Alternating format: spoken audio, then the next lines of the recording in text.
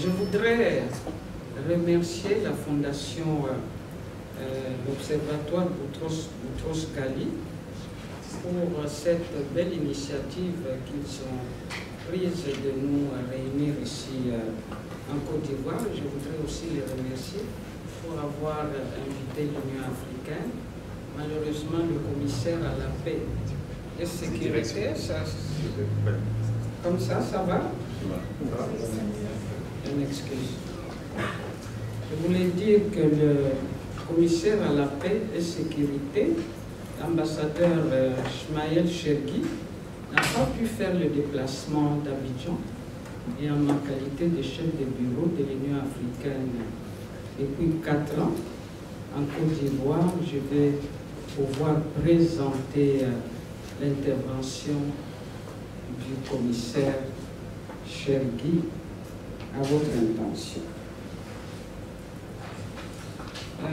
Avant toute chose, je voudrais tout simplement dire que la question du partenariat au nom du commissaire Chergui entre les Nations Unies et l'Union africaine ou entre l'Union africaine et les organisations régionales est au cœur du cadre politique et juridique de l'architecture africaine de paix et sécurité, APSA en sigle.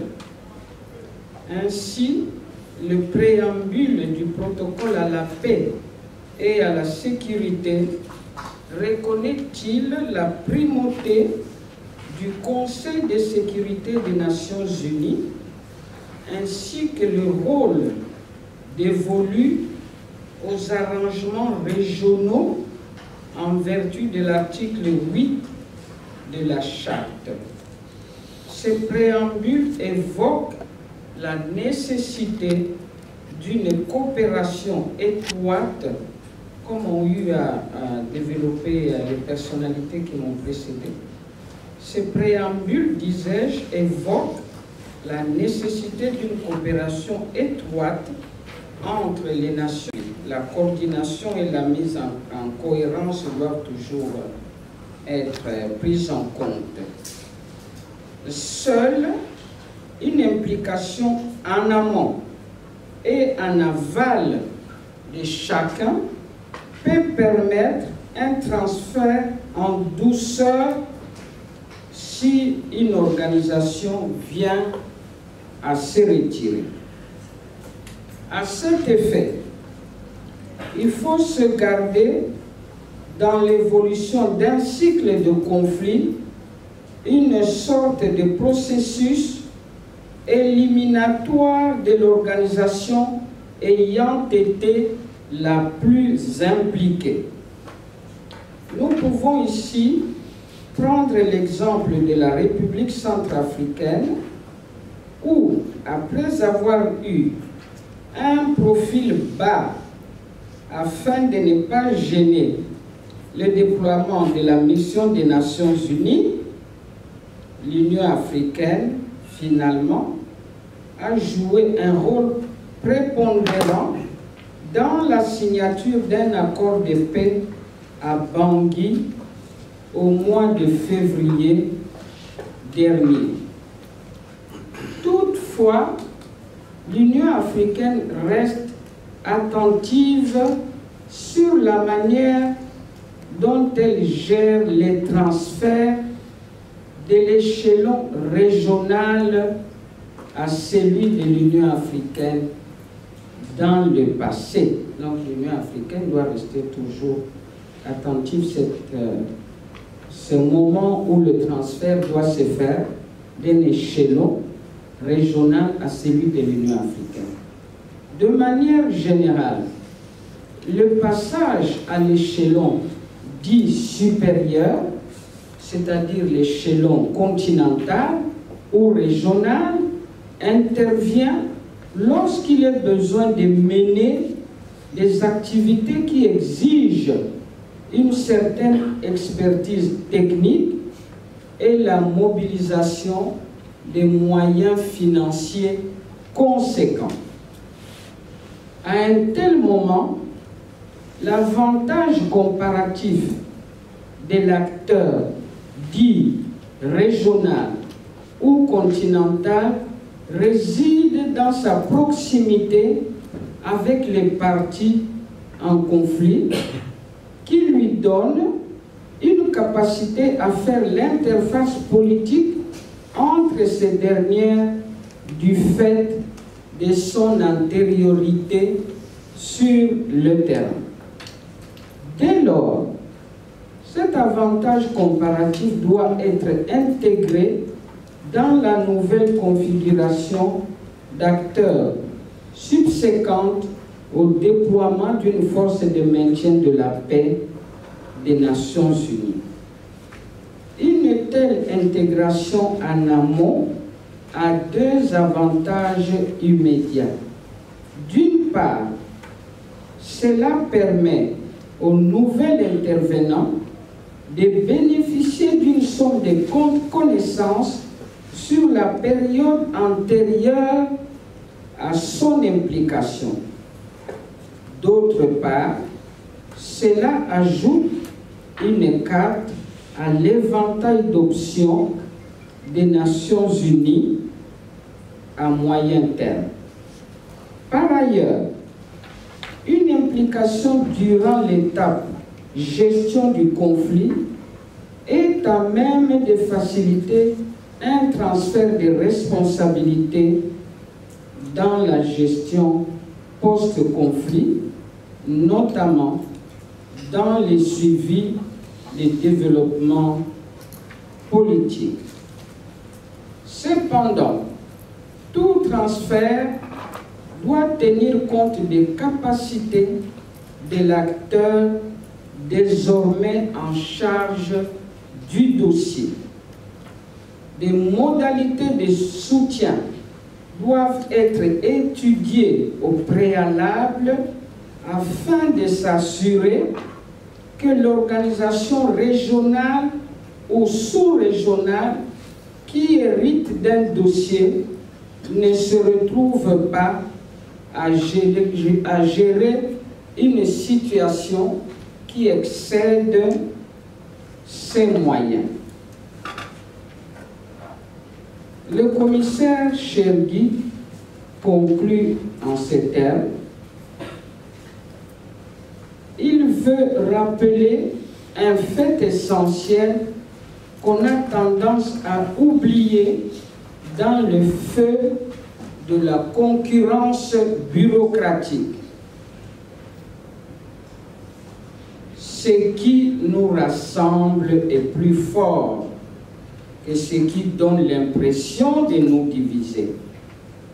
De fait, nous partageons le même objectif, la sécurité humaine sur le continent. Mais il peut arriver que nous ayons des divergences sur les modalités qui nous permettent d'atteindre cet objectif. Mais ces divergences surmontables ne doivent pas faire oublier l'interpénétration de nos organisations. Tous les membres de l'Union africaine sont membres de l'Organisation des Nations Unies. Tous les membres de la CEDEAO, pour prendre cet exemple-là, sont membres de l'Union africaine. Tous les membres du G5 Sahel sont membres de la CEDEAO. Le respect mutuel, l'écoute et la reconnaissance de l'avantage comparatif de chaque acteur constituent des vecteurs essentiels d'une coopération fluide et d'une cohérence opérationnelle entre les échelons internationaux, continentaux et régionaux. À titre tout à fait personnel, je voudrais témoigner d'être en Côte d'Ivoire depuis 4 ans et d'avoir assisté au départ de l'ONUCI et ces pays. Et lorsque l'ONUCI était ici en Côte d'Ivoire, même après le départ de l'ONUCI de la Côte d'Ivoire, le bureau de l'Union africaine, ouvert depuis 2003, depuis l'accord de Marcoussis, a toujours travaillé en étroite collaboration avec la mission des Nations Unies en Côte d'Ivoire, ainsi que la CEDEAO, ainsi que toutes les autres organisations internationales et régionales qui travaillent en Côte d'Ivoire. Même maintenant que nous travaillons pour préparer une élection présidentielle paisible en Côte d'Ivoire qui va avoir lieu en 2020, le bureau de l'Union africaine travaille toujours avec les représentants du secrétaire général des Nations Unies qui est en Côte d'Ivoire, M. Babacar Cissé, ainsi que M. Ibn Chambas, qui est le représentant spécial du secrétaire général des Nations Unies pour l'Afrique de l'Ouest et le Sahel, qui dernièrement était ici en Côte d'Ivoire, et nous travaillons toujours ensemble.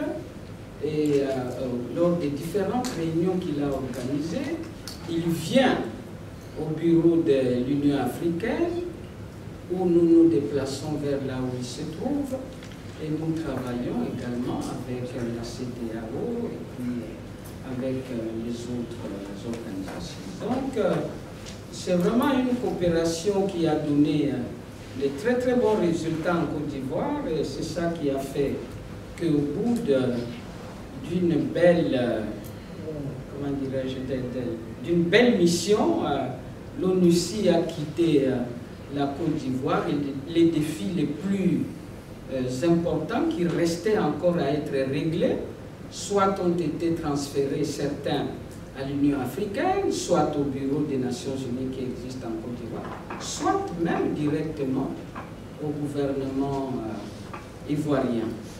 Il est vrai que lorsque le G5 Sahel a été créé au début, il y a eu peut-être quelques mésententes, quelques rivalités avec l'Union africaine, mais finalement, toutes les questions ont été réglées. L'Union africaine appuie les G5 Sahel, surtout avec l'arrivée de son Excellence Monsieur Moussa Faki, l'actuel président de la Commission de l'Union africaine. La coopération entre l'Union africaine et les G5 Sahel s'est beaucoup améliorée. Et je terminerai par évoquer également cette, comment je peux appeler ça, cette présence de l'anglais, même dans un pays, c'est pas la présence, mais plutôt les exigences des uns des autres, de l'anglais sur le français, même dans un pays comme la Côte d'Ivoire, et c'est là aussi de la part de l'Union africaine, qui est mon organisation, où souvent en Côte d'Ivoire, nous recevons de la correspondance en anglais, alors que nous sommes dans un pays francophone. Voilà, je vais terminer par là, et en vous remerciant pour votre attention.